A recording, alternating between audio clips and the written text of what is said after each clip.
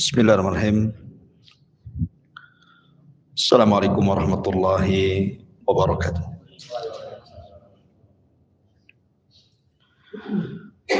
Alhamdulillah wassalatu wassalamu ala Rasulillah wa ala alihi wa sahbihi wa mawalah wa la hawla wa la quwwata illa billahi wa ba'du.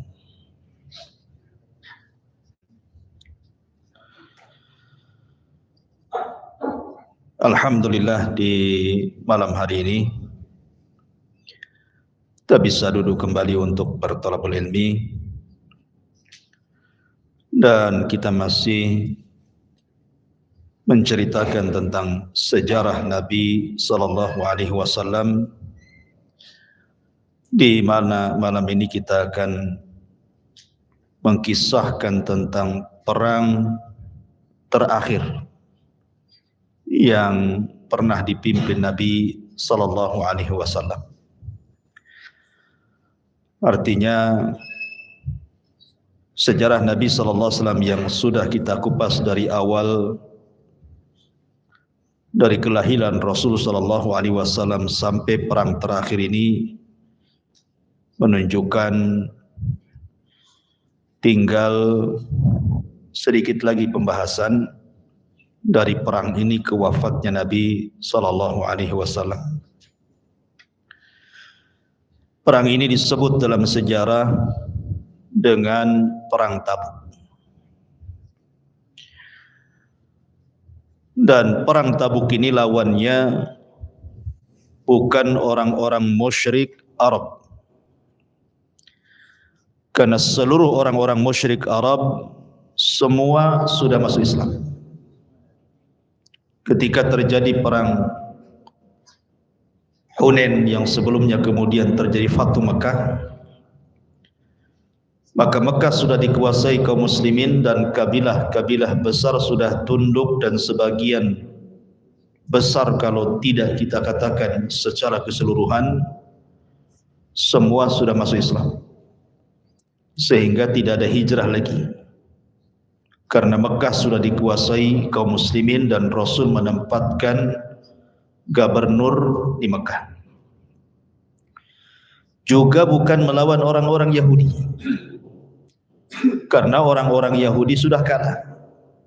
Mulai dari perang Bani Qunaiqah, kemudian perang Bani Nadir, kemudian perang Bani Quraidah, dan berakhir di Khaybar. Sehingga orang-orang Yahudi terusir semuanya, dan tidak ada satu jiwa pun orang-orang Yahudi tinggal di kota Madinah. Artinya bahwa perang Tabuk ini betul-betul Jazirah Arab sudah disterilkan dari orang-orang musyrik ataupun orang-orang Yahudi. Jadi betul-betul Arab itu menjadi negara Islam. Lalu siapa lawannya di perang Tabuk ini? Lawannya di perang Tabuk ini adalah orang-orang Nasrani dari negeri seberang, dari Syam. Dan ketika itu Syam menjadi negara adidaya terbesar di dunia, dan penduduknya mayoritas orang-orang Nasrani. Jadi perang Tabuk ini perang Islam versus Nasrani. Itu dikenal dengan perang salib gitu ya. Ma'asyiral muslimin yang dimuliakan Allah Azza wa Jalla, perang ini terjadi pada tahun 9 Hijriah. Sementara Nabi sallallahu alaihi wasallam wafat pada tahun 11 Hijriah. Berarti 2 tahun sebelum wafatnya Nabi. Sebenarnya banyak peristiwa di tahun 9 Hijriah ini. Di antaranya adalah, sebelum saya ceritakan perang Tabuk, kematian Raja Najasyi, Raja Ethiopia. Satu-satunya raja yang masuk Islam, di mana satu negara Ethiopia tidak ada yang muslim. Rajanya muslim tetapi negaranya Nasrani. sehingga ketika kematiannya sampai kepada Nabi SAW, maka Rasul kemudian menyalatkan secara gaib. Inilah salat jenazah, salat gaib pertama yang dilakukan Nabi ketika meninggalnya Raja Najasyi. Kenapa? Karena ketika Najasyi meninggal tidak ada yang menyolatkan.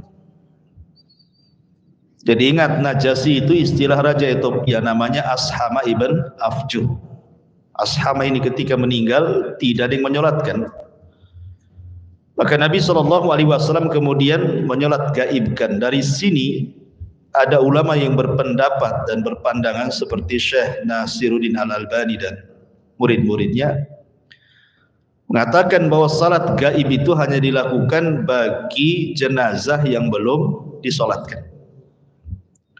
Walaupun jumhurul ulama mengatakan bahwa boleh salat gaib itu. Intinya masalah khilaf yang dimuliakan Allah Subhanahu wa taala. Kemudian peristiwa yang kedua,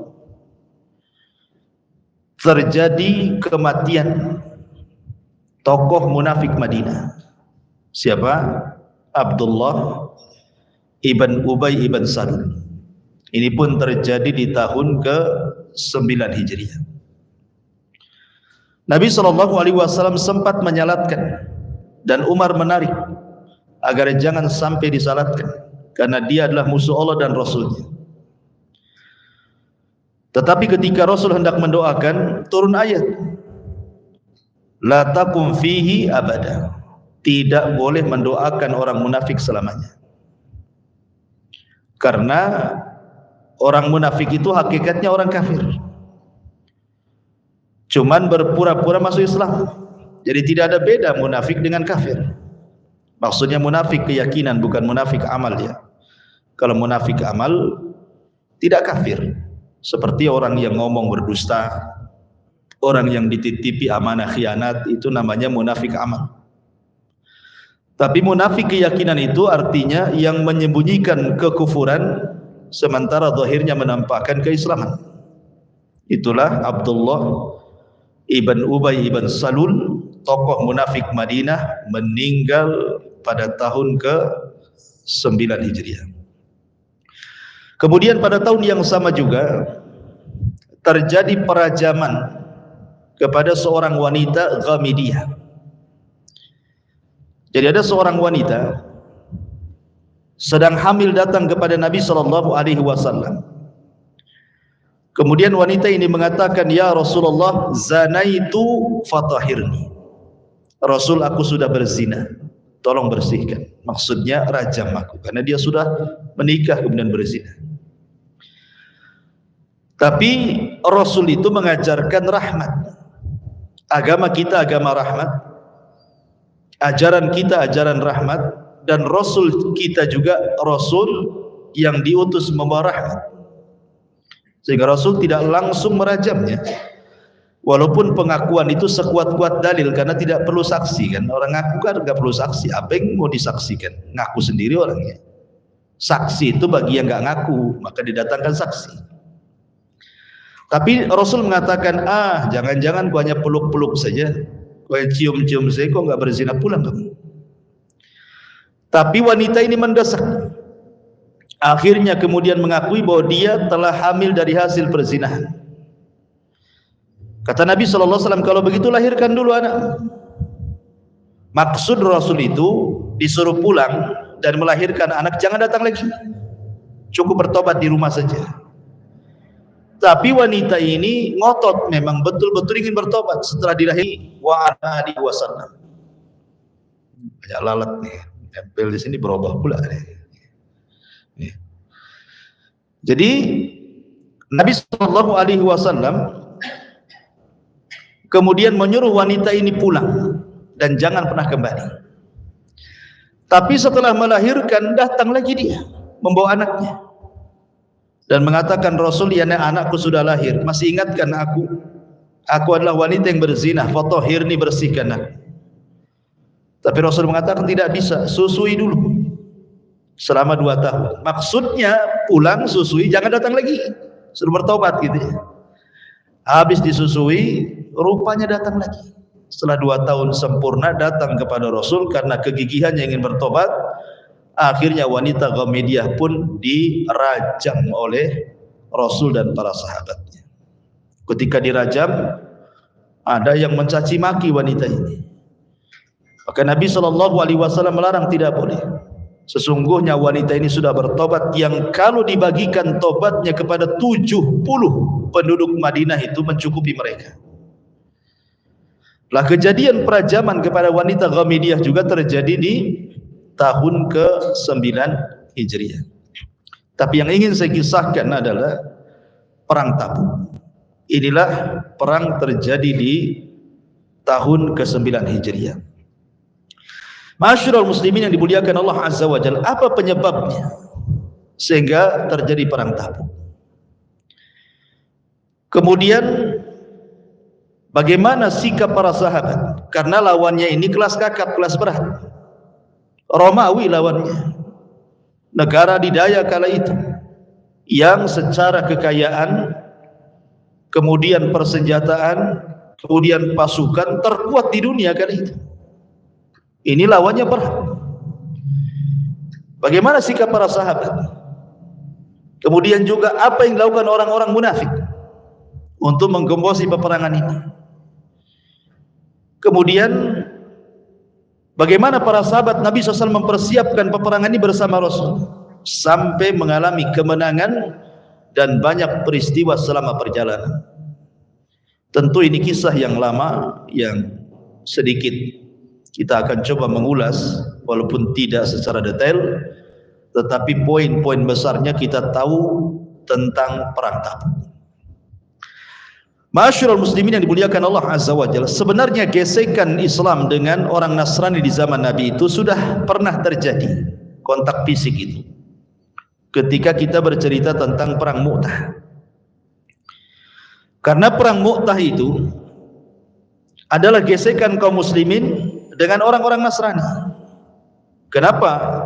Karena ketika itu Nabi SAW mengirim delegasi utusan menyurati semua raja-raja untuk masuk ke dalam Islam.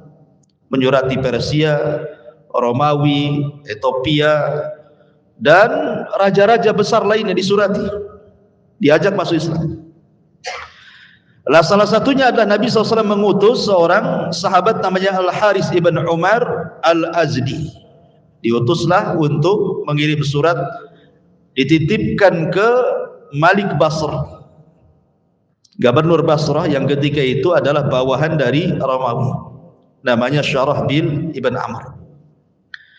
Rupanya oleh Syarahbil ibn Amr ini, pemimpin Basrah, bawahan daripada Romawi, dibunuh pula nih Al-Haris ibn, membunuh delegasi.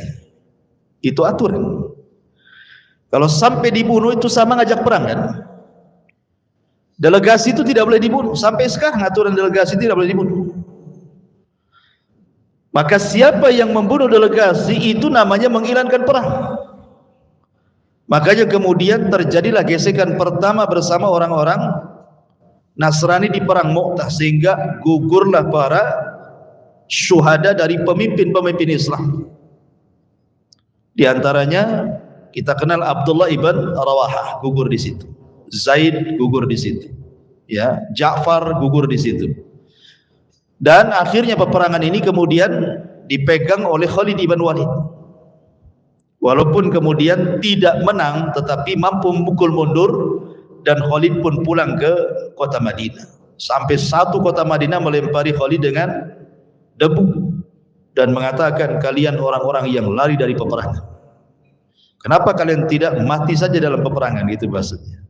Tapi Rasul membela Khalid dan pasukan yang pulang dan mengatakan mereka tidak lari dari peperangan, tapi mereka kembali untuk mempersiapkan sebuah peperangan.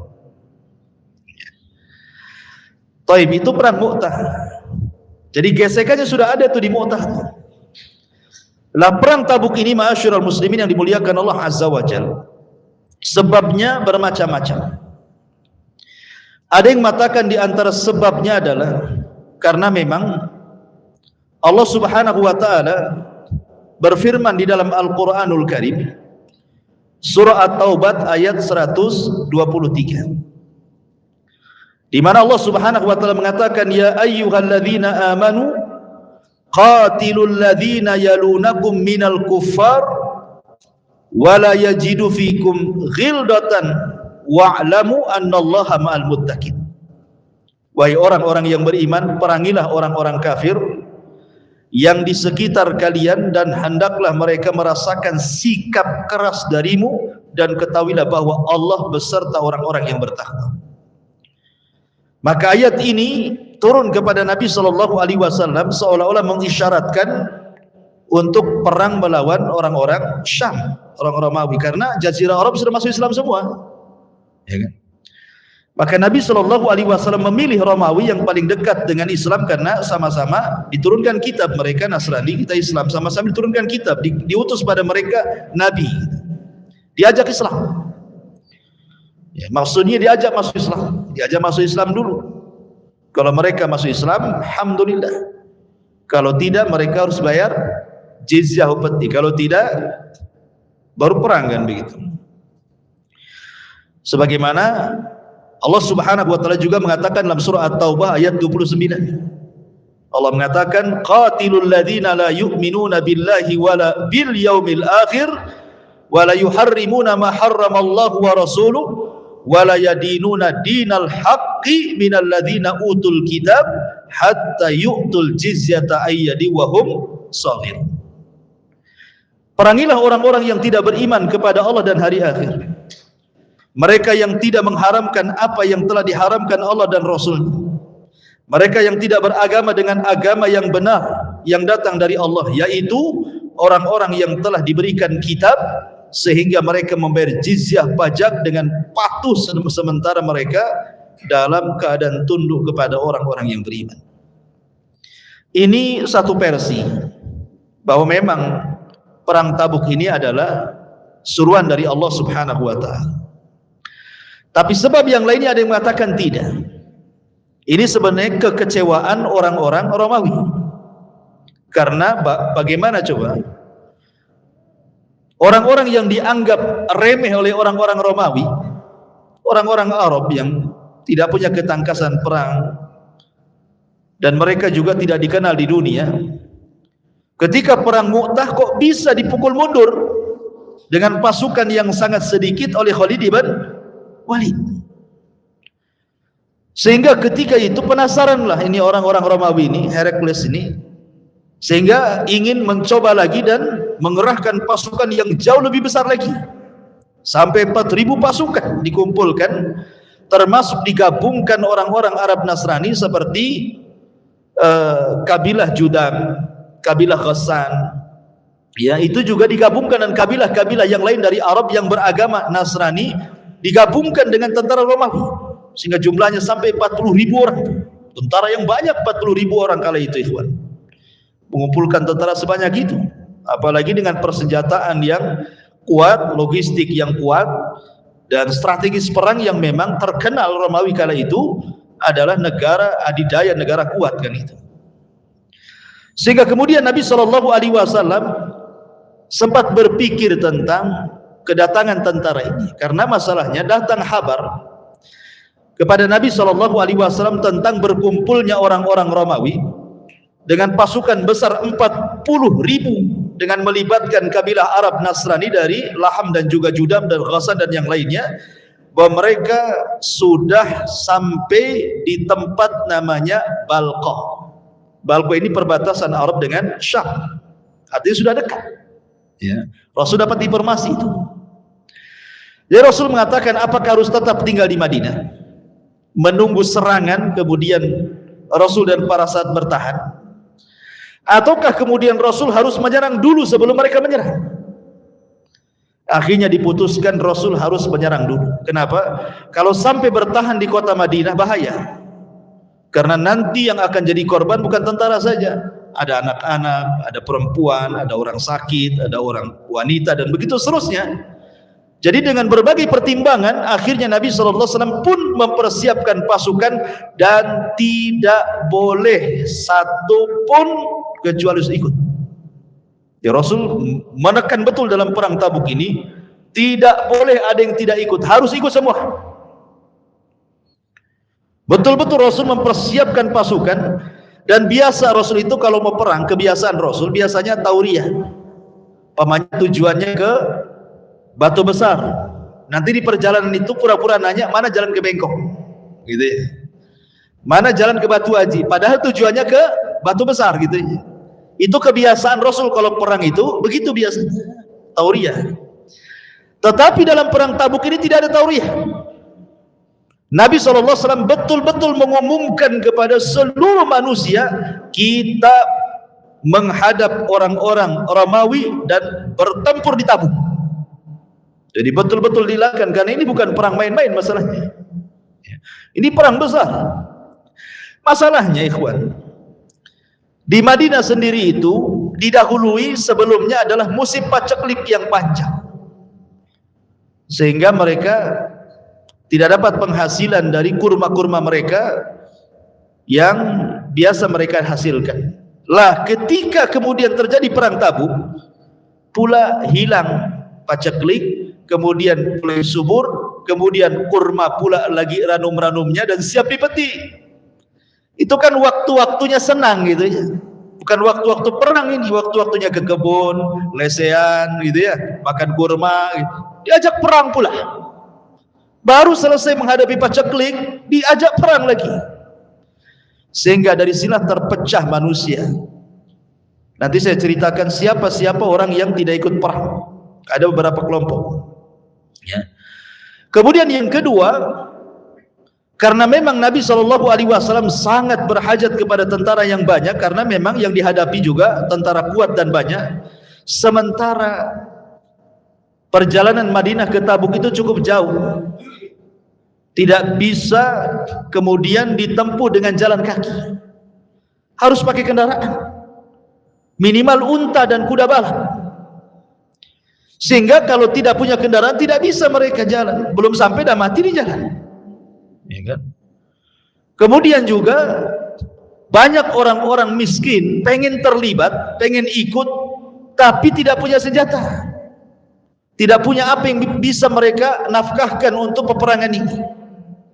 Jadi banyak kendala di perang Tabuk ini sebenarnya.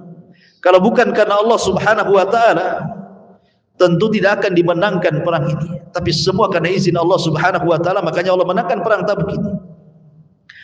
Ma'asyiral muslimin yang dimuliakan Allah Azza wa Jalla, mulailah kemudian banyak orang-orang yang beralasan untuk tidak ikut perang. Salah satunya adalah orang-orang munafik.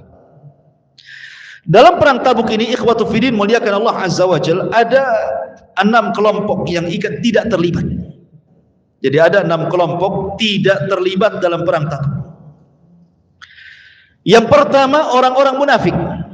Jelas mereka banyak alasan. Di antara alasan orang-orang munafik adalah sampai ada seorang munafik namanya Al-Jidd ibn Qais, Al-Jidd ibn Qais, munafik. Datang kepada Nabi SAW, Rasul, saya ini tidak tahan melihat perempuan, mudah terfitnah.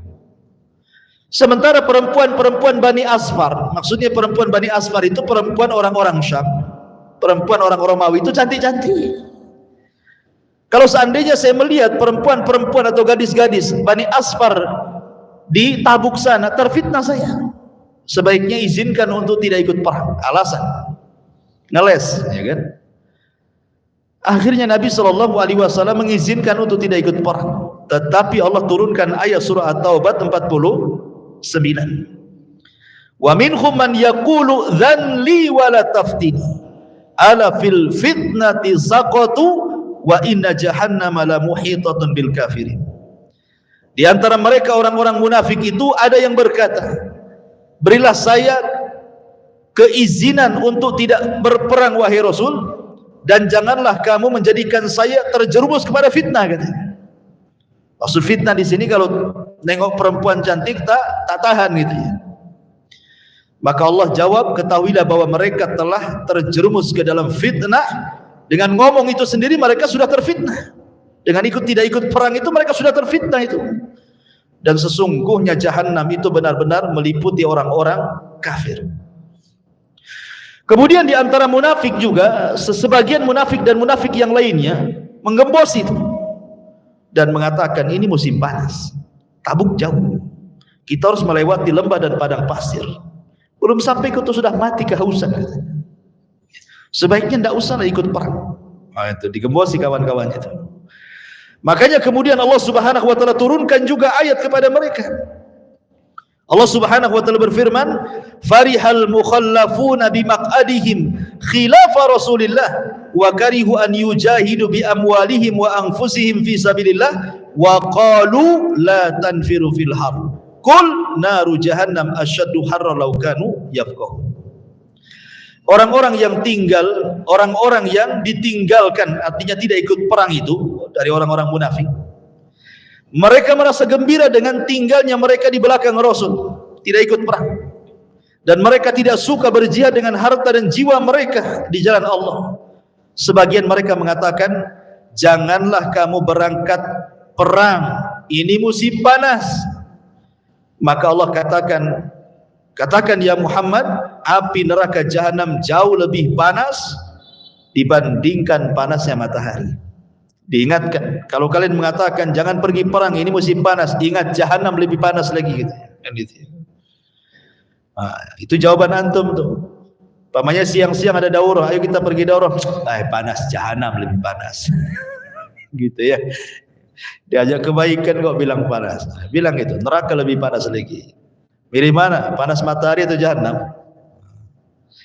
Ma'asyiral muslimin yang dimuliakan Allah Subhanahu wa taala. Ini kelompok yang pertama. Banyak alasan, ada sekitar 80 orang munafik. Kemudian mereka berdusta membuat-buat alasan, akhirnya tidak ikut perang. Kelompok yang kedua, orang-orang yang diperintahkan Rasul memang tidak boleh ikut. Seperti contohnya umpamanya Muhammad ibn Maslamah. Muhammad ibn Maslamah memang oleh Nabi tidak disuruh untuk ikut. Kenapa? Karena kalau ikut semua, siapa yang memimpin Madinah? Nanti Madinah diserang, ya kan? Makanya kemudian Rasul memilih Muhammad ibn Maslamah untuk memimpin Madinah sementara Rasul sedang berperang di Tabuk. Termasuk juga Ali radhiyallahu anhu. Ali radhiyallahu anhu oleh Nabi sallallahu alaihi wasallam dilarang ikut perang. Kenapa? Dikhawatirkan ada serangan mendadak ke Madinah, sementara keluarga Rasul semua di Madinah, istri-istrinya, anak-anaknya, kan itu, kerabat-kerabatnya. Maka Ali disuruh melindungi mereka. Ketika Nabi SAW sudah pergi dari Madinah dan belum jauh dari Madinah, ada yang nyeletuk kepada Ali radhiyallahu anhu dengan kata-kata, Ali ini kayak perempuan, kok nggak ikut perang katanya. Akhirnya Ali radhiyallahu anhu nyusul Nabi.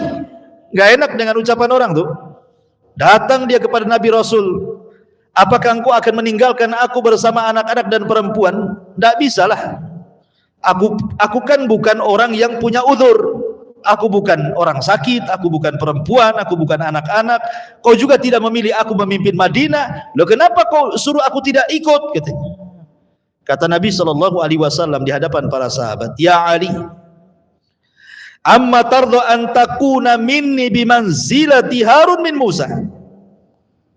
Wahai Ali, ridhokah engkau kedudukan kamu itu seperti Nabi Harun dengan Nabi Musa? Ketika Musa pergi, Harun yang memegang Bani Israel. Sebaiknya kau tetap tinggal di Madinah.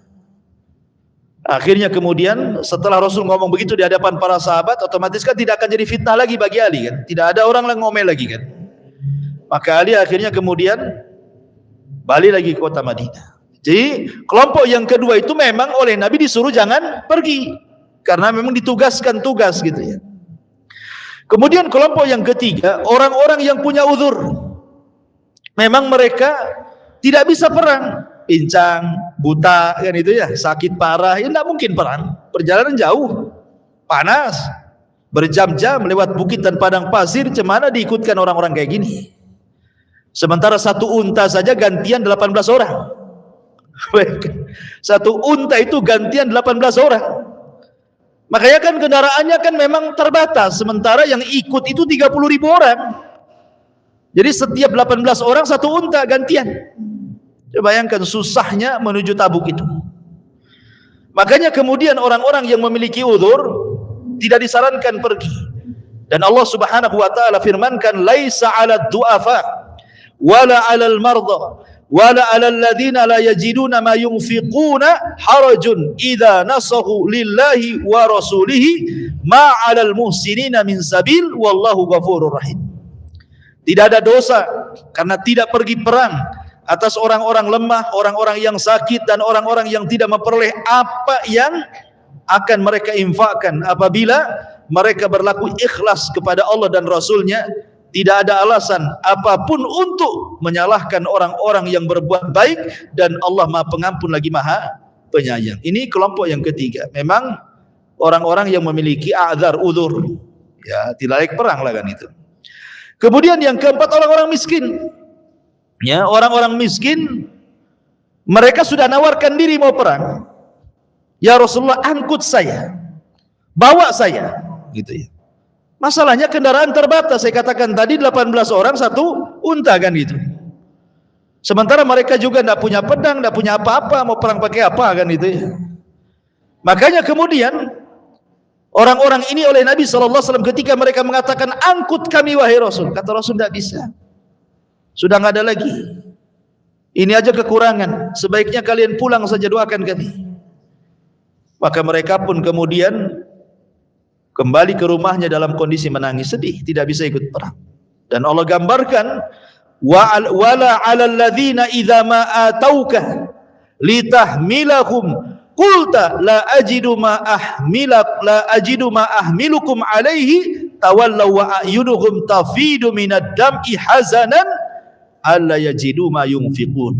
Dalam surah At-Taubah 92 Allah katakan, dan terhadap orang-orang yang datang kepada engkau wahai Muhammad dan mengatakan, angkut aku, angkut kami, kemudian kau katakan kepada mereka, tidak ada lagi kendaraan untuk kalian, maka mereka pun berpaling sementara mata-mata mereka berlinang air mata karena sedih, karena mereka tidak ikut perang. Dan mereka ada 7 orang, di antaranya adalah Salim ibn Umair, kemudian Ulbah ibn Zaid, kemudian Abdurrahman ibn Ka'ab, kemudian Amr ibn Al-Humam, kemudian Abdullah ibn Mughaffal, kemudian Abdullah ibn Amr Al-Muzani, dan yang terakhir yang nomor yang terakhir Irbad ibn Sariyah, ma'ruf, yang membawakan hadis tentang pentingnya tamasuk dengan sunnah. Irbad ibn Sariyah, dan mengatakan juga Harmi ibn Abdillah. Intinya sekitar 8-7 orang ini, 7 atau 8 orang, mereka memang miskin, tidak bisa ikut perang. Kemudian kelompok yang kelima yang tidak ikut terlibat juga adalah orang-orang yang bukan ahli perang. Mereka bukan ahli perang seperti anak-anak, kan bukan ahli perang. Karena Rasulullah yang membatasi bolehnya berperang itu kalau usia 15 tahun sudah balik. Kalau di bawah itu ditolak sama Nabi, bukan ahli perang. Kemudian wanita bukan ahli perang. Kemudian kakek-kakek yang sudah tua renta, yang jalan pun susah, itu bukan ahli perang. Maka mereka tidak dilibatkan dalam perang Tabuk ini. Kemudian yang terakhir, ahli maksiat. Tapi bukan munafik dia. Dia bukan munafik, karena memang waktu itu kan Madinah sedang berbuah kurma kan gitu. Jadi karena kemalasan mereka, ini gimana ninggalin kebun, dah mau panen, suruh perang pula kan itu ya. Akhirnya kemudian karena malas mereka, akhirnya tidak ikut perang. Tapi mereka tidak munafik, ya. Mereka tidak munafik, mereka bermaksiat saja kepada Allah dan Rasulnya. Dan itu 3 orang. Yang pertama disebutkan namanya Ka'ab ibn Malik, kemudian yang kedua Hilal ibn Umayyah, dan yang ketiga Mararah ibn Rabi. Dan ini masyhur kisahnya 3 orang ini, karena setelah terjadi perang Tabuk, akhirnya 3 orang ini hukum manusia tidak boleh bicara dengan dia, dan dia pun tidak boleh bicara dengan manusia selama 50 hari. Tidak boleh tinggal dengan istri-istri anak-anaknya. Memang dihajar betul, bukan dihajar, dihajar. Hajar itu artinya dibiarkan, jangan diajak ngomong. Bayangkan coba satu kota Madinah mau ngomong nggak dijawab, nggak ada yang ngajak ngobrol sama dia. Apa nggak stres tuh hidupnya kan? Tapi 3 orang ini lulus. ujian. Artinya mereka bukan orang munafik. Ya, dan diterima taubatnya oleh Allah Subhanahu wa taala sehingga turun ayat dari langit. Ini di antara 6 orang yang tidak terlibat dalam perang Tabuk ini. Baik, kita masuk pada cerita perang. Ma'asyiral muslimin yang dimuliakan Allah Subhanahu wa taala.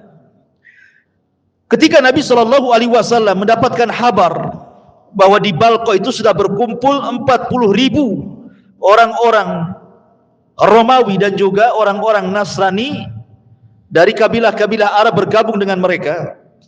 Sementara Nabi sallallahu alaihi wasallam kemudian melihat bahwa perbekalan rasanya tidak cukup. Kemudian juga kendaraan tidak ada. Persenjataan begitu juga. Sementara yang daftar jihad banyak. Maka Nabi sallallahu alaihi wasallam mulai mendorong manusia untuk infak. Mencari biaya perang. Ya. Lah kemudian Nabi SAW kemudian mengumpulkan para sahabat Nabi SAW. Kemudian Rasul berkhutbah soal infak. Maka tiba-tiba kemudian ada satu orang pulang ke rumahnya, kemudian membawa kresek isinya perhiasan atau uang, kemudian di hadapan seluruh para sahabat dan juga Rasul, kemudian diletakkan di hadapan Rasul. Ini bukan riya. Ya, makanya Nabi SAW ketika melihat perbuatan sahabat ini langsung dia mengatakan, man sanna sunnatan hasanatan falahu ajruha wa ajru man amila ba'dahu la yanqusu min ujurihim syai'a. Siapa yang mencontohkan contoh yang baik, maka dia dapat pahala dan pahala orang yang mengikutinya tanpa mengurangi pahala mereka sedikit pun. Jadi kalau menampakkan amal untuk dicontoh tidak apa-apa. Yang tidak boleh itu untuk riya dan sum'ah dan kibar, kesombongan, bukan. Jadi sahabat ini memberikan contoh. Makanya setelah dicontoh semua para sahabat bubar. Kemudian pada pulang ke rumahnya membawa harta-harta seadanya yang mereka miliki. Lah disebutkan dalam sebuah riwayat bagaimana Utsman ibn Affan radhiyallahu an adalah sahabat yang paling banyak ketika itu berinfak dalam perang Tabuk. Sebagaimana disebutkan oleh Imam Tirmidzi dalam sunannya dari Abdurrahman ibn Khabbab, dia mengatakan, aku menyaksikan Nabi SAW sedang mengompori para sahabat untuk berinfak guna modal perang bagi tentara-tentara yang kesulitan untuk perang. Faqama Utsman ibn Affan, berdirilah Utsman ibn Affan, kemudian mengatakan, ya Rasulullah, alayya mi'atu ba'irin bi ahlasiha wa aktabiha fi sabilillah. Rasul, aku punya 100 ekor unta dan seluruh perbekalan yang ada di pundaknya aku serahkan untukmu, gunakan di jalan Allah. 100 ekor unta dan semua perbekalan yang ada di punggung unta. Maksudnya perbekalan di atas unta itu ya untuk logistik kan gitu ya. Namanya perang harus makan juga. Gandum atau apa gitu ya. Kemudian Nabi SAW berkhutbah lagi. Tiba-tiba kemudian Utsman berdiri lagi dan mengatakan, ya Rasulullah, alayya mi'ata ba'irin bi akhlasiha wa aktabiha. Saya masih punya 200 ekor unta lagi penuh di atas pundaknya dengan seluruh perbekalannya. Jadi sudah berapa itu? 300 ekor unta dengan seluruh perbekalan di atas untanya itu. Dalam riwayat yang lain, bukan hanya 300 ekor unta saja, bahkan Nabi SAW dikagetkan dengan Utsman. Dia mengatakan, ya Rasulullah, wahai Rasul, aku memiliki bi alfi dinar fi thawbi. Aku punya uang sebanyak 1000 dinar. 1 dinar berapa? 4 gram lebih emas. Itu 1 dinar. 1 dinar itu 4 gram lebih emas. Kalau 1 gramnya mencapai 1 juta, berarti 1 dinar itu ya sekitar 5 jutaan kali 1000. Oh, miliar juga kan begitu ya. Ini uang ini ya. Jadi uangnya 1000 dinar, kemudian untanya 300 bersama seluruh perbekalannya. Kira-kira di zaman sekarang sekaya-kayanya orang, nggak ada orang infak sebanyak ini. Jangan lagi infak, korban lah, korban. Ya. Korban ya paling seekor sapi. Nabi itu loh korban 100 ekor sapi. Jadi ma'asyiral muslimin yang dimuliakan Allah, seperti itulah Utsman sampai Rasul itu membolak-balikan tuh uang itu. Kemudian Nabi SAW langsung turun dari mimbar, kemudian mengatakan, ya Utsman, ma dzarraka ya Utsman ma amilta ba'da hadzal yaum. Utsman, tidak ada yang mudaratkan kamu setelah infak hari ini, banyak sekali infakmu. Ma'asyiral muslimin yang dimuliakan Allah Azza wa Jalla, tentu yang lain pun tidak tinggal diam. Bahkan Umar bin Khattab radhiyallahu an yang selalu bersaing dengan Abu Bakar dalam amal soleh, terutama dalam sedekah. Jadi Umar itu kan selalu kalah dan tidak bisa menyaingi Abu Bakar dalam amal soleh. Jadi ketika mendengar Rasul butuh biaya untuk perang Tabuk, dia mengatakan, inilah waktunya saya bisa melibas Abu Bakar, katanya. Asik saya aja yang kalah dengan dia dalam amal soleh. Hari ini kesempatan saya bisa mendahului Abu Bakar, datang kepada Rasul. Apa kata Umar bin Khattab radhiyallahu anhu, ya Rasulullah, saya punya separuh harta, saya infakkan semuanya.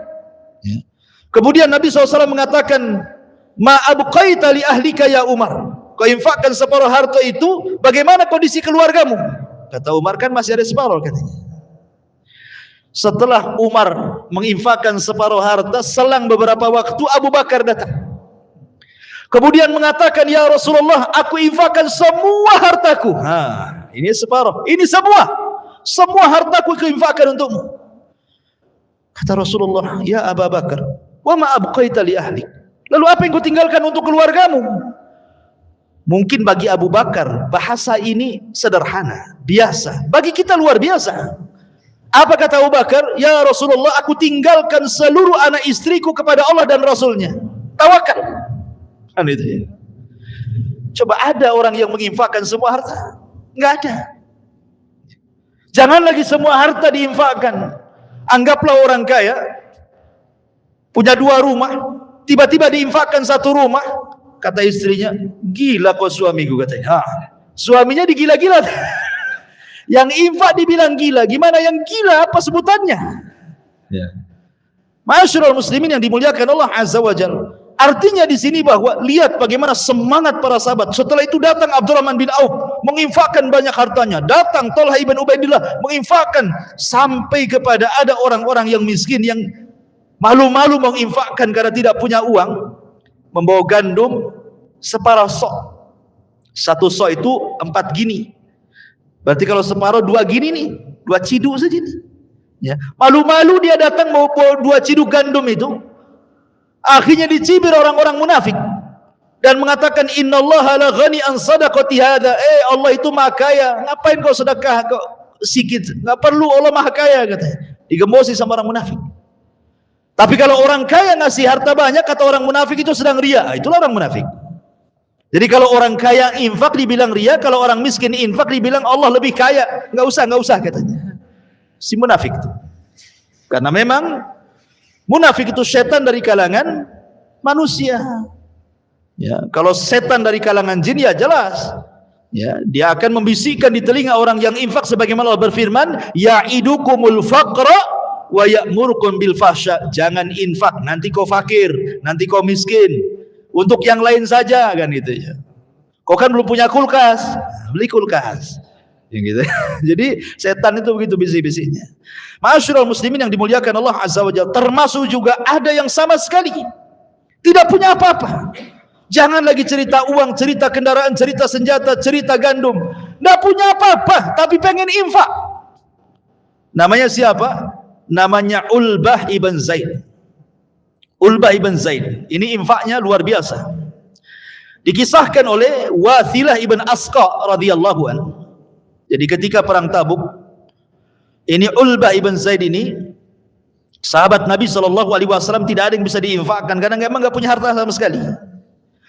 Tapi sebelum tidur dia mengatakan, Allahumma innaka qad amarta bil jihad wa raghibta fihi thumma lam taj'al indi ma atakawwa bihi ma Rasulillah sallallahu alaihi wasallam wa lam taj'al fi yadi Rasulillah sallallahu alaihi wasallam ma yahmiluni alaihi wa inni atasaddaqu ala kulli muslimin bi kulli madlamatin asabani biha fi malin aw jasadin aw irdin thumma asbaha ma'az nas faqala Rasulullah sallallahu alaihi wasallam ainal mutasaddiqu hadhihi laila. Jadi ada kasusnya begini, Ulbah ibn Zaid ini di malam hari dia menangis. Ya Allah, katanya, sungguh nabimu sudah memerintahkan jihad dan sungguh nabimu sudah mendorong untuk jihad, sementara aku tidak bisa menyumbangkan sedikit pun kepada nabiku. Aku sudah tawarkan badanku, nabiku mengatakan tidak ada yang bisa membawamu. Kemudian dia mengatakan, ya Rabb, terimalah sedekahku. Sedekahku adalah, maka setiap yang mendolimi diriku, apakah mendolimi hartaku, mendolimi jasadku, mendolimi kehormatanku, ku maafkan semuanya. Itulah sedekahku. Kemudian di siang hari, Nabi SAW esokan harinya Rasul bertanya, siapa yang bersedekah tadi malam, katanya. Siapa yang bersedekah tadi malam? Tidak ada orang-orang malam-malam bersedekah. Itu. Rupanya mengatakan, Ulbah ibn Zaid, saya wahai Rasul. Kemudian Rasul mengatakan di hadapan Ulbah, qad kutibta fi zakati, maka apa yang kau lakukan semalam sudah dicatat menjadi bagian daripada zakat. Ini zakat paling rendah gitu ya. Pokoknya memaafkan semua yang mendoliminya, itu zakat dia lah semuanya. Ustaz, saya milih yang terakhir aja lah. Biar gak keluar duitnya. Gak bisa juga antum. Antum mau disakiti dendamnya sebulan. Mana antum bisa? Ada yang bertahun-tahun, ada yang sampai anak turunannya itu diceritakan dendamnya itu. Karena bukan mudah memaafkan orang itu, ikhwan. Minta maaf aja berat, apalagi maafkan orang, makin berat lagi. Ya. Taib, ma'asyiral muslimin yang dimuliakan Allah Azza wa Jalla. Kemudian juga ketika Rasul sudah bergerak, ada sahabat-sahabat yang nyusul. Seperti umpamanya Abi Dzar Al-Ghifari. Jadi Rasul sudah sampai di Tabuk, dia masih di kabilahnya. Kemudian dia pun, karena tidak ada kendaraan yang bisa mengangkut dia, terpaksa di jalan kaki, bayangkan. Jalan kaki dari Madinah menuju Tabuk. Abi Dzar Al-Ghifari ini. Kemudian setelah dari kejauhan, ada yang memberitahu kepada Nabi SAW, nampaknya ada debu dari kejauhan, jangan-jangan ada orang yang menyusul kita. Nabi SAW mengatakan, mudah-mudahan kun Abu Dzar, mudah-mudahan dia adalah Abu Dzar. Rupanya setelah dekat, nampak mukanya, kata para sahabat, oh betul juga yang dikatakan Rasul, Abu Dzar, Abu Dzar, ahlan wa sahlan ya Abu Dzar.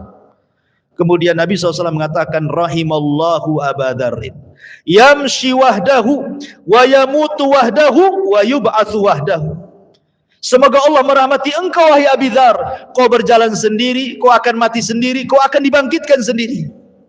Karena kematian Abi Dzar ini memang tragis.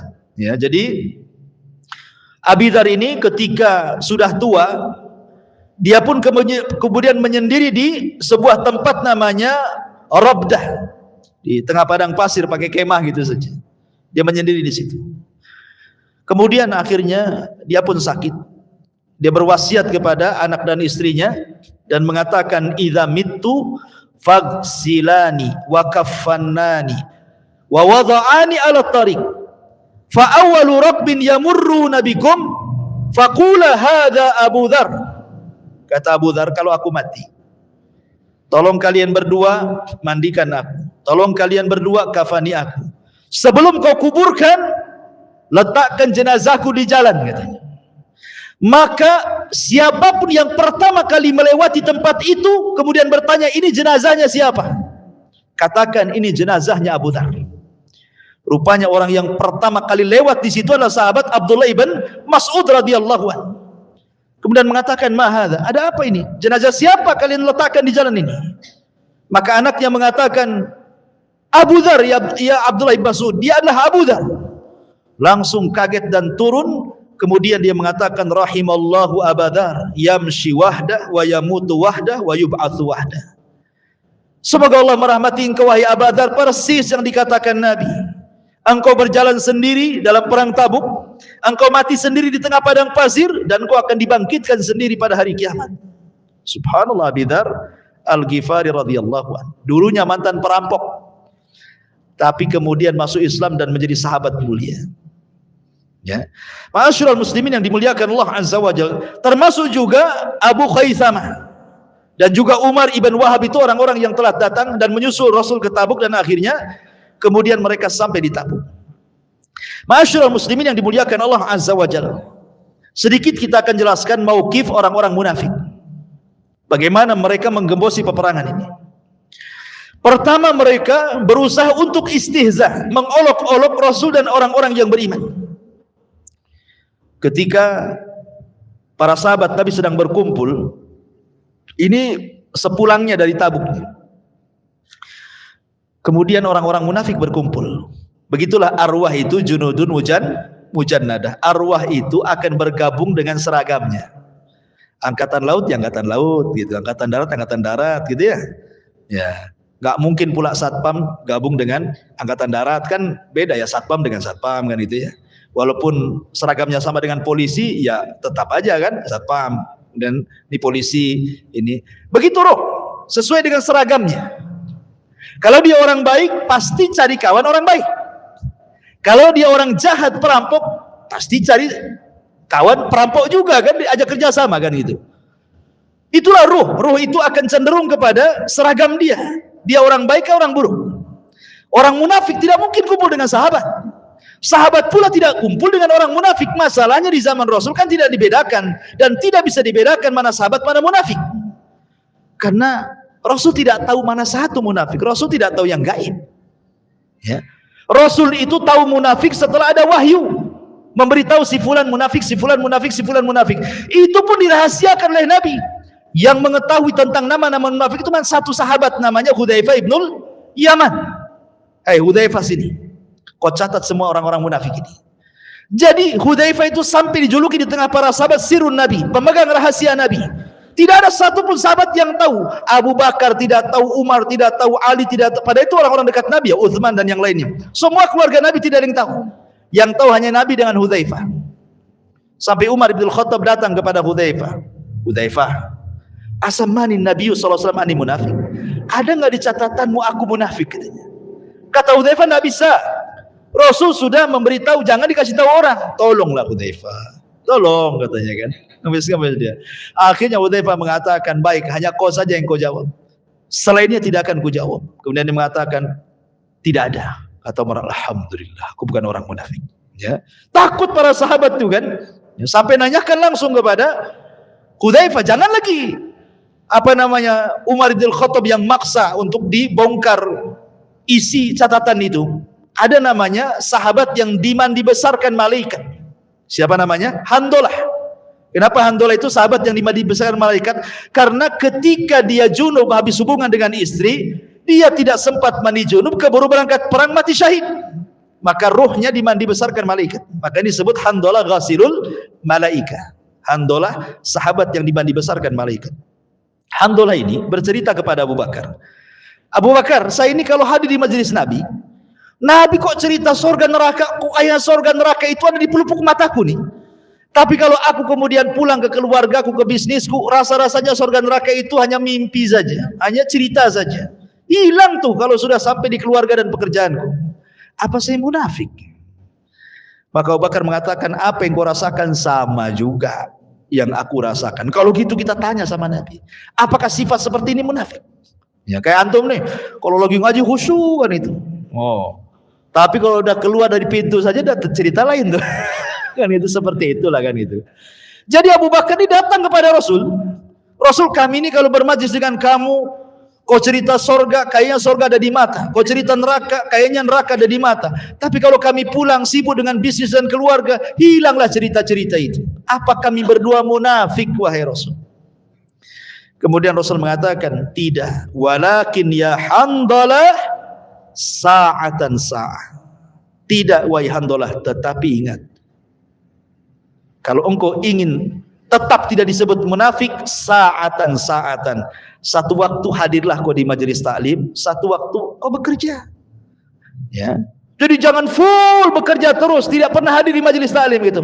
Sekali-kali hadirlah di majelis taklim, sekali-kali sibuk dengan dunia supaya imbah. Kan itu ya. Kalau ngaji terus, nggak kerja nggak makan. Itu maksudnya. Kalau kerja terus tak ngaji, hilanglah ilmu. Kan itu. Maksiat pula ujung-ujungnya. Maka kata Rasul, ya imbangkanlah, sekali-kali hadir di majelis taklim. Ya sekali-kali kau sibuk, kata Rasul. Ya. Dan begitulah manusia hidup kan. Tidak semua sahabat tuh ngaji terus, tidak, ada yang bekerja juga kan itu ya. Tapi masyarakat muslimin yang dimuliakan Allah Azza wa Jalla. Jadi orang-orang munafik ini ketika melihat sahabat sedang berkumpul dengan Nabi, ini mereka lagi lelah, namanya peperangan. Ya. Tiba-tiba nyeletuk salah seorang di antara mereka dan mengatakan, "Ma ra'aina qurra'ina." Kami tidak pernah melihat ahli-ahli Quran. Maksudnya sahabat dan para dengan Rasul itu sedang berkumpul sambil nunjuk jarinya tuh. Ma ra'aina qurra'ina katanya. Aku tidak pernah melihat ahli Quran seperti mereka katanya. Apa kata dia? Arghabu butunan wa akdzabu alsinan wa ajbanu inda liqa min haula katanya. Yang paling rakus perutnya, yang paling dusta lisannya, yang paling penakut ketika perang kecuali mereka katanya. Padahal munafik yang seperti itu jadi dilemparkan itu sifat kepada para sahabat. Ada pula sahabat Zaid bin Thabit mendengar, ngomong apa kalian? Kulaporkan kepada Nabi. Akhirnya datang pada Nabi, sebelum dia datang Jibril sudah datang ngasih tahu.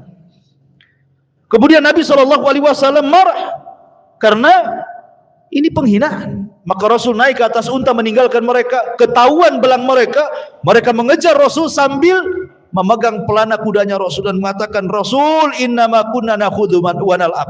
Rasul, kami ini hanya bercanda, sendar gurau, ini enggak sungguh-sungguh katanya.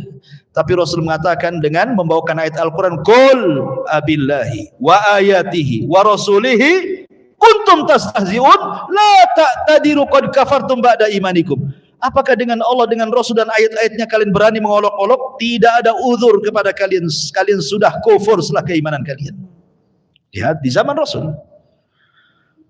Di zaman sekarang lebih parah lagi. Lihat di medsos itu, di YouTube itu sampai ada channelnya khusus. Orang Islam tapi menjelek-jelekan Islam. Orang Islam tapi menyerang Islam. Orang Islam tapi menyerang para ulama Islam. Munafik. Dulu munafik nggak nampak, sekarang pula munafik, loh saya munafik, seolah-olah ngomong begitu dia. Cuman nggak ngomong gitu, ya. Padahal seolah-olah dia ngomong saya ini munafik gitu. Cuman bahasanya tidak demikian, bahasanya itu terpancar dari lisan mereka. Dihina seorang ustadz yang sedang berceramah.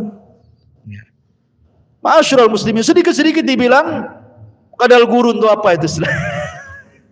Ma'asyiral muslimin yang dimuliakan Allah Azza wa Jalla.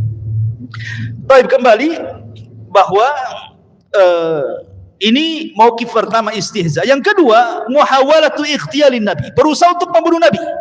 Di perang Tabuk ini orang-orang munafik ini berusaha untuk membunuh Nabi itu. Sampai-sampai ada beberapa orang munafik yang hendak membunuh Nabi SAW di malam hari, tetapi kemudian Allah turunkan ayat kepada mereka, yahlifuna billahi ma qalu walaqad qalu kalimatal kufri wa kafaru ba'da islamihim wa hammu bima lam yanalu wa ma naqamu illa an aghnahumullah wa rasuluhu min fadlih fa in yatubu iyyaka khairan lahum wa iyatalau yu'adzibhumullahu adzaban alima fid dunya wal akhirah wa ma lahum fil ardi min wali wala nasir. Mereka orang-orang munafik bersumpah dengan nama Allah bahwa mereka tidak mengatakan sesuatu yang menyakiti Rasul. Jadi ketika mereka mengatakan kami tidak hendak membunuh, ketahuan nih belangnya, mereka berdusta. Enggak, kami tidak hendak membunuh. Begitulah orang munafik. Kalau sudah tahu belangnya, kemudian ngeles gitu ya. Sungguh mereka telah mengucapkan perkataan kekafiran dan telah menjadi kafir setelah Islam dan menginginkan apa yang mereka tidak dapat mencapainya, dan mereka tidak mencela Allah dan Rasulnya. Sekiranya Allah dan Rasulnya telah melimpahkan karunia-Nya kepada mereka, maka jika mereka bertobat itu lebih baik. Tapi kalau mereka tidak bertobat, niscaya Allah mendatangkan azab kepada mereka dengan azab yang pedih di dunia dan akhirat, dan mereka tidak mempunyai pelindung dan tidak pula penolong di hadapan Allah Subhanahu wa taala. Baik. Jadi mereka berusaha untuk membunuh, ini di perang Tabuk nih. Kemudian juga yang ketiga, mereka berusaha untuk membuat markas yang disebut dengan Masjid Dirar. Gitu ya. Jadi sebelum perang Tabuk, orang munafik ini geng-gengnya ngadakan rapat. Mereka akan membuat masjid. Masjid ini dijadikan untuk apa? Untuk sarang orang-orang munafik. Pertama untuk menggembosi kaum muslimin, mengadakan perpecahan di dalam. Kemudian irsad, dijadikan mata-mata musuh. Ya. Kemudian untuk kekafiran mereka. Mereka mengatakan, ya Rasulullah, kalau engkau pulang dari Tabuk, mampirlah kau jadi imamlah di masjid kami, katanya. Ya Nabi ya, karena memandang itu sebuah kebaikan dan Rasul tidak tahu mana munafik kan, ya saja kan. Ketika pulang dari Tabuk, mereka meminta janji, bukankah Rasul engkau akan sholat di tempat kami? Tiba-tiba turun ayat untuk membakar masjid itu. Oh, itu dibuat oleh orang munafik untuk memecah belah kaum muslimin, tafrik, kemudian irsad, memata-matai kaum muslimin, wa kufran, dan menyebarkan kekafiran. Maka Rasul mengerahkan para sahabat bakar masjid itu. Maka dibakarlah masjid Dirar itu. Dan banyak lagi tingkah laku orang-orang munafik dalam rangka menggembosi perang Tabuk ini. Kemudian setelah Nabi SAW berangkat dengan 30 ribu orang para sahabatnya untuk berhadapan dengan orang-orang Romawi yang jumlahnya sampai 40 ribu tentara musuh. Disinilah terjadi mukjizat banyak. Ada berapa mukjizat terjadi saat kepergian Rasul di perang Tabuk. Mukjizat pertama, sahabatul ma. Perjalanan itu kan melelahkan, panas terik yang luar biasa, apalagi terjadi di bulan Ramadan. Bayangkan, ini terjadi di bulan Ramadan. Ya. Perang Tabuk ini terjadi di bulan Ramadan, kan berangkat di bulan Ramadan, artinya kan ada sebagian yang berpuasa, teriknya luar biasa panasnya gitu ya. Maka Allah berikan mukjizat kepada Rasulnya dengan sahabatul ma, dengan turunnya hujan kepada mereka. Kata Nabi SAW kepada para sahabatnya bahwa kalian akan sampai di Tabuk dan kalian akan mengalami kepanasan yang luar biasa. Aku akan berdoa kepada Allah agar Allah Subhanahu wa taala menurunkan hujannya. Maka Rasul pun berdoa, turun hujan. Dan itu mukjizat. Akhirnya para sahabat bisa minum sepuas mereka, unta-unta bisa minum, kuda-kuda bisa minum, dan mereka segar lagi. Ya. Kemudian yang kedua, khabarun naqati Rasulillah sallallahu alaihi wasallam.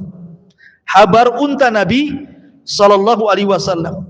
Jadi ada unta Rasul itu lepas. Lah dicari-cari nggak ketemu kemana oleh para, kan Rasul mengutus sahabat untuk mencari untanya yang lepas. Kemana unta ini? Ini ada kesempatan orang munafik ini untuk istihza dengan Nabi SAW. Kemudian sebagian mereka mengatakan, lihat orang itu ngaku Nabi tapi tidak tahu untanya di mana, katanya. Dia bilang gitu. Kalau dia Nabi mesti tahulah di mana untanya. Ngapain ngerahkan sahabat pula cari unta, katanya. Ini kan penghinaan kepada Rasul kan gitu ya. Makanya Nabi SAW kemudian dihabarkan dari langit dan Rasul mengatakan, a'lamu illa ma'allamani, a'lamu illa ma'allimni illa ma'allamanillahu wa qad dallanillahu 'alaiha wa hiya fi hadzal wadi fi shi'bi kadza wa kadza wa qad habasatha syajaratun bizimamiha. Kata Rasul, sesungguhnya aku tahu, tetapi pengetahuan itu Allah yang kasih tahu aku. Untaku berada di lembah ini, di kabilah ini. Kebetulan ada pohon yang bercabang, itu tali pelananya terkait di cabang pohon tertentu. Carilah, di situ ada untanya. Ini mukjizat Nabi. Ya, ada di situ. Karena ini akibat orang munafik mengatakan, masa seorang Nabi kok nggak tahu untanya kemana, kan itu. Ini pelecehan kepada Nabi SAW. Ya, karena Rasul diberikan mukjizat. Kalau orang sekarang ngeramal, pasti dusta. Ya, tidak mungkin benar. Pak dukun, mobil saya sudah setahun dicuri orang. Di mana ya? Oh, mungkin di daerah Batu Haji. Nggak tahu tuh di Batu Haji. Cari aja di Batu Haji. Batu Haji luas, mau di mana kan gitu ya. Kan dukun kan itu main umum-umum saja. Dia nggak berani memastikan tuh alamatnya sekian, gang sekian, RT sekian, kecuali yang maling kan itu. Intinya bahwa dukun itu para pendusta. Kemudian juga al-ikhbar bi hububir rih asyadid wa tahdhir min. Jadi Nabi SAW menghabarkan para sahabatnya, apabila sampai di Tabuk nanti akan ada angin. Kita tahu kalau musim angin di padang pasir itu, saya pernah mengalami waktu di Yaman. Itu kalau musim debu tuh angin datang itu udah kayak apa saja, nanti hilang tuh udah berdebu semua tuh. Muka berdebu semua, berdebu. Sekali datang itu enggak lihat, tangan kita pun enggak lihat nih. Pada satu jengkal tuh kalau datang musim debu. Kata Nabi SAW, nih kalau kalian sampai nanti akan datang angin debu, maka tolong pegangi semua unta, kuda dan kendaraan kalian. Karena takutnya kabur kan itu ya. Takut, ketakutan itu, maka pegangi betul, dan betul terjadi itu, datang itu ya debu, angin debu itu, dan para sahabat sudah tahu kan terjadi. Siapa yang ngasih tahu? Nabi. Siapa yang ngasih tahu? Allah lewat malaikat Jibril. Kemudian termasuk juga di antara mukjizat Rasul takthiru ma'i aini Tabuk. Rasul itu berdiri di mata air Tabuk. Air habis, sahabat kehausan. Ya, maka dengan mukjizat Nabi SAW kemudian sahabat meminta air kepada Nabi SAW, maka Nabi SAW memukul sebuah batu keluar air, dan itu mukjizat Nabi SAW. Termasuk juga taksiru to'am, logistik yang sangat sedikit, makanan yang makin habis, tetapi datang mukjizat Rasul, satu nampan itu bisa sampai ratusan sahabat yang makan tuh habis-habis tuh. Luar biasa, dan itu mukjizat Nabi sallallahu alaihi wa ala alihi wasallam. Ma'asyiral muslimin yang dimuliakan Allah Azza wa Jalla, ketika betul-betul berhadapan antara tentara Rasul dan tentara Romawi. Dan ingat, ini langsung dipimpin Nabi masalahnya. Dan ini perang terakhir Nabi. Habis itu tidak ada perang lagi. Ya.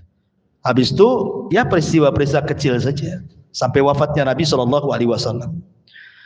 Sehingga ketika kemudian berhadap-hadapan, kemudian betul-betul terjadi pertempuran, maka Allah Subhanahu wa taala menangkan.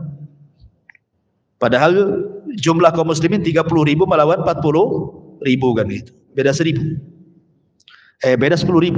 Kan lumayan beda 10.000 itu ikhwan.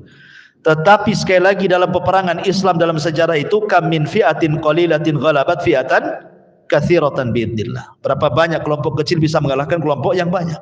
Makanya ketika panglima perang Romawi ini bertanya kepada Khalid ibn Walid tentang rahasia kemenangan.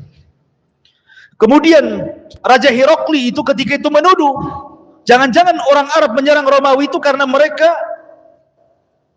terjadi paceklik hebat, mereka kelaparan sehingga nyerang Romawi pengen makan katanya. Itu tuduhannya. Padahal saat perang Tabuk itu Madinah justru kebalikannya lagi, panen-panennya kurma kan gitu ya. Tapi itu isu, dibuat isu seperti itu. Sehingga panglima perang ini ngomong sama Khalid, apa kunci kemenangan kali ini setelah mereka kalah? Apakah karena kalian semangat ingin merebut makanan-makanan di Syam? Kata Khalid, tidak. Khalid hanya mengatakan darahnya orang Syam lebih lezat katanya. Darahnya orang Syam lebih lezat. Kemudian Khalid mengatakan, demi Allah, kunci kemenangan itu cuma dua. Satu, karena kami datang dan kami cinta mati syahid. Yang kedua, karena kalian datang sementara kalian cinta itu untuk pulang hidup. Kami datang pengen mati, kalian datang pengen tetap hidup. Itulah kuncinya.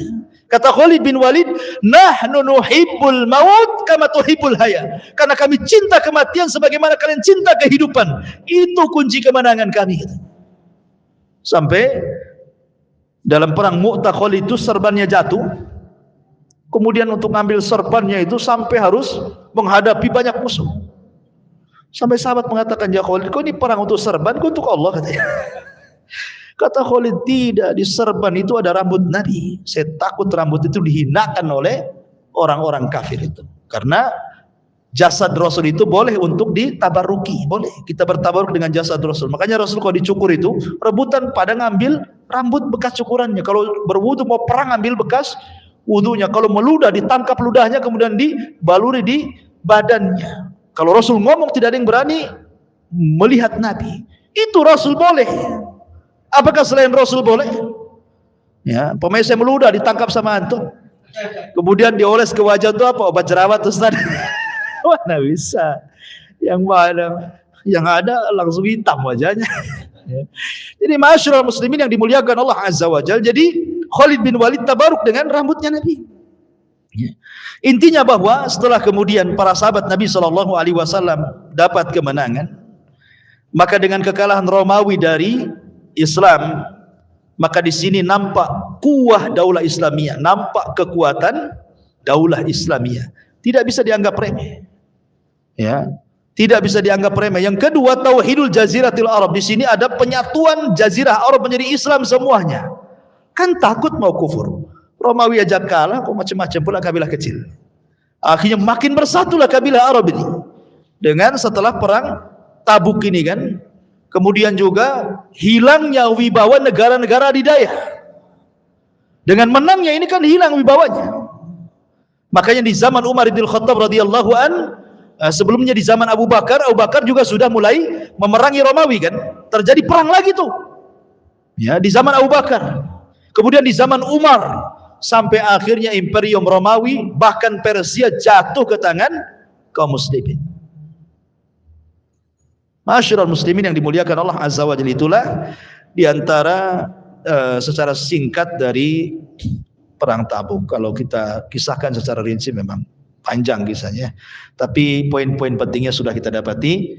Mudah-mudahan ada manfaatnya. Ini yang bisa sampaikan. InsyaAllah kita mengkaji di lain kesempatan dalam kisah yang lain. Subhanakallahumma bihamdika asyhadu an la ilaha illa anta astaghfiruka wa atubu ilaik. Allahu ta'ala alam. Assalamualaikum warahmatullahi wabarakatuh.